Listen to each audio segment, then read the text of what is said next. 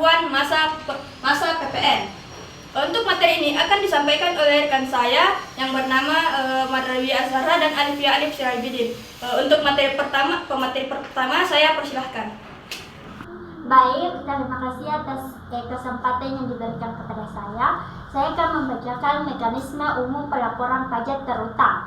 Pasal 3 UU KUP menjelaskan bahwa fungsi SPT bagi pengusaha karena pajak adalah 1. Melaporkan perhitungan PPN dan PPNB yang terutang.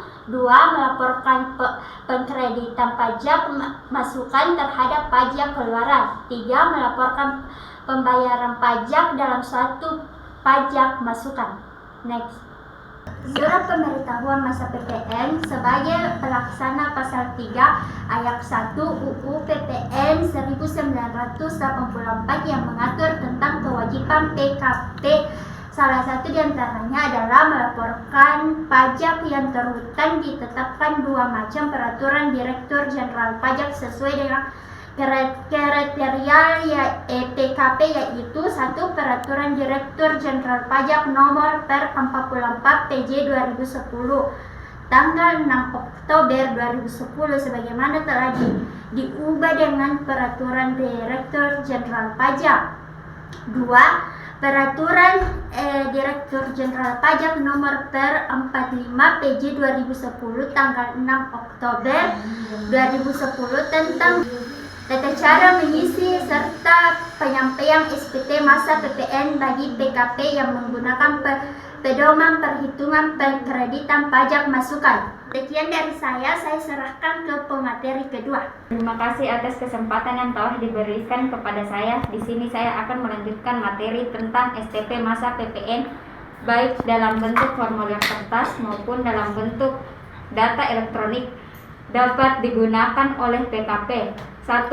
Membuat faktur pajak selain faktur pajak yang menurut ketentuan diperkenakan tidak mencantumkan identitas pembeli serta nama dan tanda tangan penjual dan garis miring atau menerima nota retur nota pembatalan. Dan 2. Nota retur atau nota pembatalan dengan jumlah tidak lebih dari 25 dokumen dalam satu masa pajak yang menyampaikan STP masa PPN dalam bentuk data elektronik. Tidak diperbolehkan beralih kembali menyampaikan STP masa PPN dalam bentuk formulir kertas atau hard copy. Next.